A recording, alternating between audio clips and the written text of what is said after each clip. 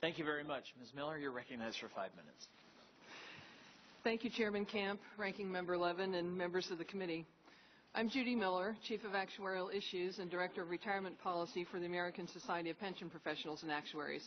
ASPPA's more than 8,000 work with retirement plans of employers of all types, but our primary focus is plans for small business. Two key features distinguish retirement savings tax incentives from other incentives in the Code: the deferral nature of the incentive and the non-discrimination rules that make employer-sponsored plans very efficient at delivering benefits across the income spectrum. First, unlike other tax incentives, incentives for retirement savings are deferrals. They are not permanent exclusions. When employer-paid health benefits are excluded from income or mortgage interest is deducted, those amounts will never be taxed. With a traditional retirement savings account, no income taxes are paid on contributions when they're added to the account, but those same contributions are included in taxable income when the amounts are paid from the plan. In other words, every single dollar that's exempt from tax now will be subject to income tax in the future.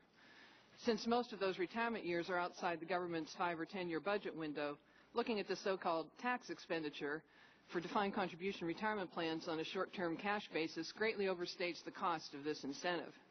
In fact, new estimates by former JCT staff show that a better measure of the expenditure for defined contribution plans is more than 50% less than the JCT cash basis estimate over a 5-year period.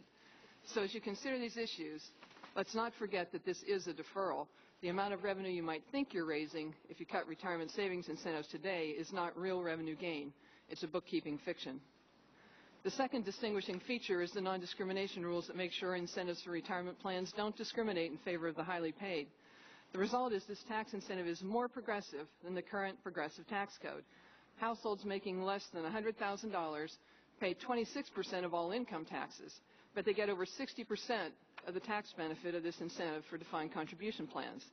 And this analysis actually understates the benefit for these households because it doesn't recognize that a good part of a small business owner's so-called tax savings is actually transferred to workers in the form of contributions. Let me explain.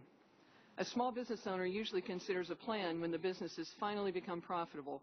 The owner's shown how setting up a retirement plan can save enough money on their personal income taxes to pay most of the cost of contributions, like matching contributions, that are going to be required for employees by non-discrimination rules. It's a beautiful thing, really. Deferred income taxes for the owner become current contributions for the workers. Data clearly shows the key to promoting retirement security is workplace savings. Over 70% of workers earning from $30,000 to $50,000 do participate in a plan at work, but less than 5% go save on an IRA in their own. Bureau of Labor Statistics data shows 78% of full-time workers have access to workplace retirement plan, with 84% participating. Almost 80% coverage is a success story. More needs to be done, but the committee should build on the success of the system. We support the auto IRA proposal in Mr. Neal's bill, for example, as a way to expand workplace savings by building on the current structure. Recent tax reform proposals include dramatic cuts in maximum contribution limits, a cap on the value of the current year's exclusion for households making over a certain dollar amount, or conversion of the current year's income exclusion to a credit. All of these proposals would reduce the incentive for small business owners to sponsor a workplace retirement plan and would be a big step in the wrong direction.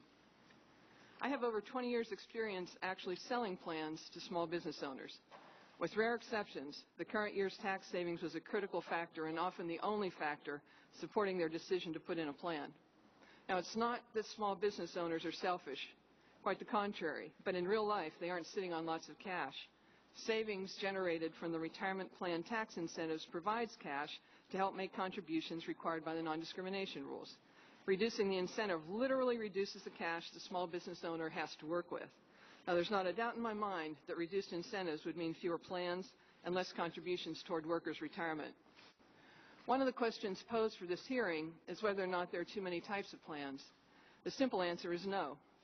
A proposal to combine all defined contribution plans into a single type of plan might look like simplification on paper, but in practice, combining 401k, 403b, and 457bs into a single plan would disrupt savings for employees of state and local governments and other nonprofits.